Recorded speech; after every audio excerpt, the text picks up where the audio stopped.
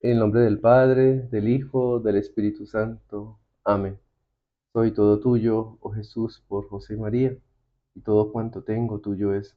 Espíritu Santo, ilumínanos y santifícanos. Dios les bendiga. Les habla Mariano de la Cruz, laico consagrado a Jesús por María. Hoy continuamos con la quinta parte del capítulo Pedro la Roca del libro Católico Conoce a tu Iglesia. En 1870 fue proclamado el dogma de la infalibilidad papal. Sin embargo, ya esto no fue sino la proclamación de una creencia que había sido casi universalmente sostenida por todos los católicos fieles por cientos de años. Los hermanos separados procuran que los feligreses piensan que la infalibilidad del Papa significa que él no puede equivocarse en nada ni pecar. Por lo tanto, este dogma parece ser una tontería. Pero la infalibilidad no es lo mismo que la impecabilidad. El Papa puede pecar, puede equivocarse.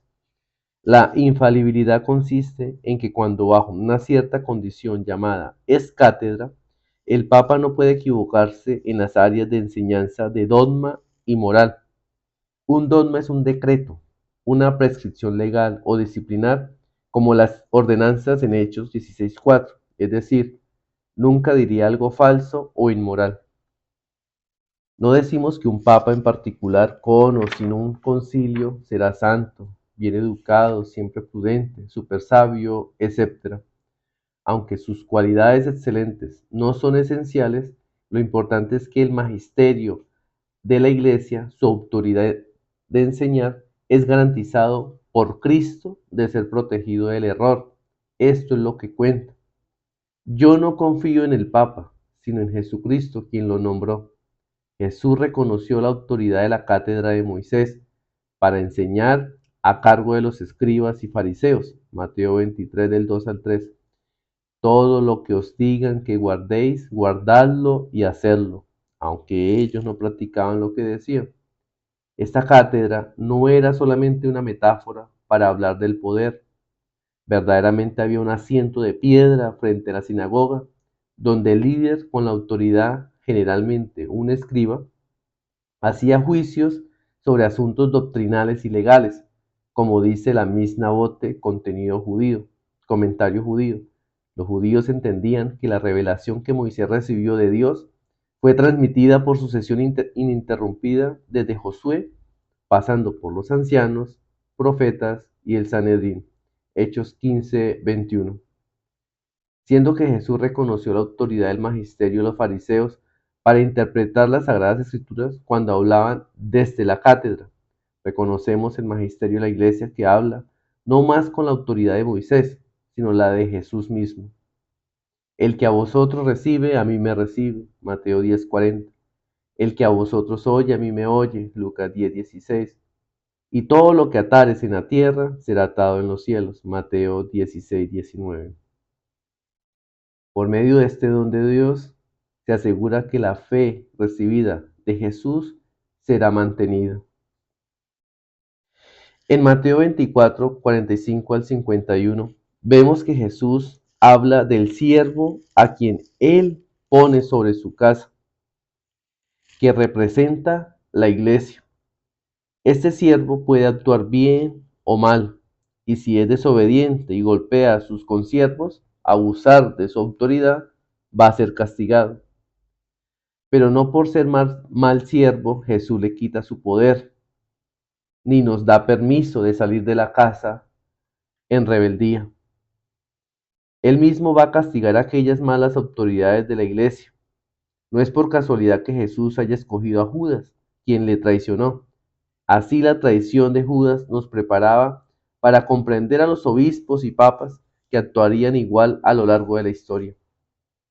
En el capítulo anterior, Jesús dijo a sus apóstoles que escucharan las enseñanzas de los fariseos, porque tenían la autoridad de la cátedra de Moisés, pero sin imitar sus acciones.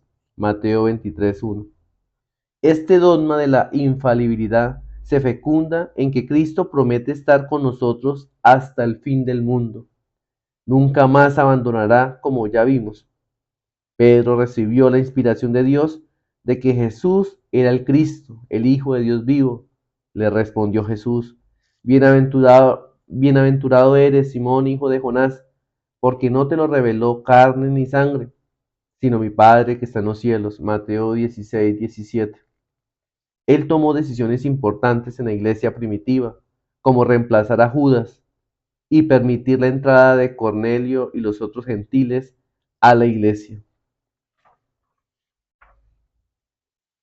Los, los protestantes indirectamente admiten que Dios puede dar el don de la infalibilidad a hombres.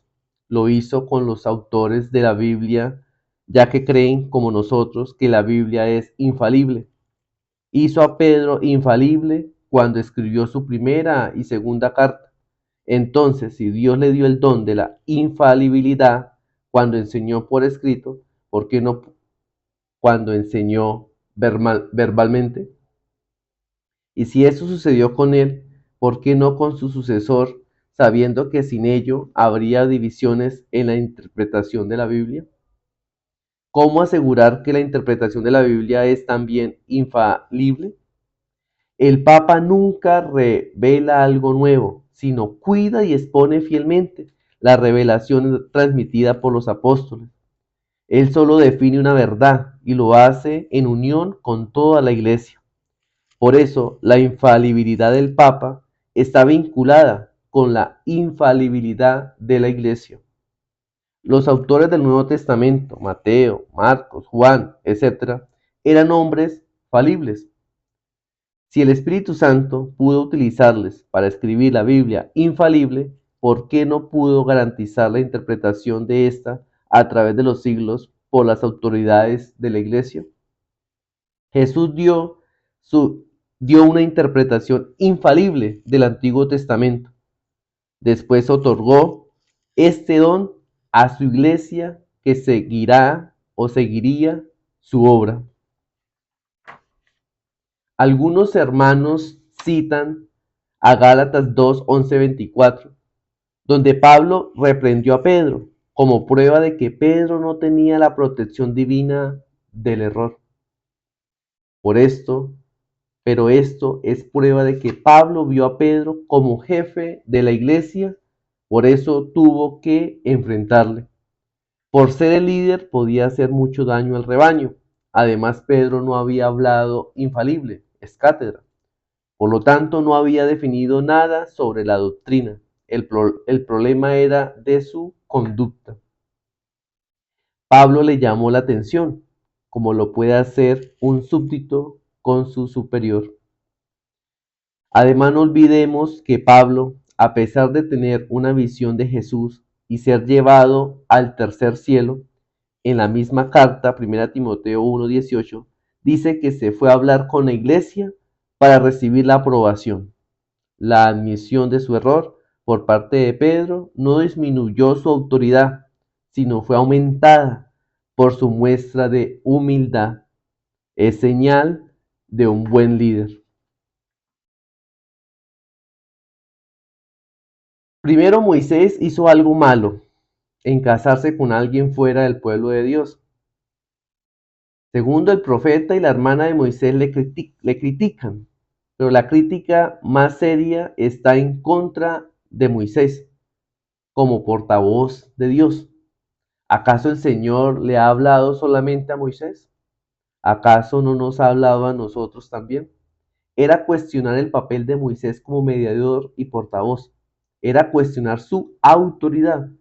Y en hacer esto era cuestionar a Dios mismo. Por supuesto, Dios habla a todos, pero no con la misma autoridad. Tercero, el castigo fue que Dios le dio la lepra. Dios le dio la lepra. Cuarto, claro que Pablo criticó a Pedro, su manera de actuar, pero no su autoridad de portavoz. Una pequeña síntesis de lo anteriormente hablado. Cada día en miles de misas en el mundo rezamos por el Papa en la oración eucarística, como Jesús oró por Pedro en Lucas 22:32. Si estas oraciones no sirven para ayudarle a él, ¿qué de la oración intercesora nuestra? ¿Qué posibilidad de ayuda tenemos nosotros cuando pedimos a otros que oren para nuestras necesidades si la oración por el otro no sirve? Algunos hermanos dirán que el Papa no es el vicario de Cristo, sino que lo es el Espíritu Santo. Y es verdad que el Espíritu Santo es vicario de Cristo. Juan 15, 26 y 16 del 13 al 15. Pero no excluye a Pedro. La palabra vicario significa uno que tiene el poder y facultad de un superior y lo representa. Somos embajadores en nombre de Cristo. Segunda de Corintios 5:20. Jesús dijo: el que a vosotros oye, a mí me oye, y el que a vosotros desecha, a mí me desecha, y el que me desecha a mí, desecha al que me envió. Lucas 10:16. El que recibe al que yo enviaré, me recibe a mí, y el que me recibe a mí, recibe al que me envió. Juan 13:20. Es muy interesante notar que recibir o rechazar al vicario de Cristo es recibir o rechazar al Padre Celestial. Me recibisteis como un ángel de Dios, como a Cristo Jesús, dice Pablo, Galatas 4:14. Podemos resumir estos temas en unos puntos. Primero, que Jesús prometió la asistencia divina para su iglesia. Segundo, por eso la iglesia es columna y baluarte de la verdad. Y tercero, la iglesia por lo menos se remonta al Papa Lino, que reemplazó a Pedro. Él está mencionado en 2 Timoteo 4:21 y nadie duda de Pablo. Y cuarto, porque la iglesia asoció su autoridad a Pedro, quien traicionó a Jesús. Perdón, ¿por qué la iglesia asoció su autoridad a Pedro, quien traicionó a Jesús, y no a Pablo? Sencillo, acá está en mayúscula. Porque Jesús lo había nombrado. Nombró a Pedro. Gloria al Padre, al Hijo y al Espíritu Santo, como era en el principio, ahora y siempre, por los siglos de los siglos. Amén. Dios les bendiga.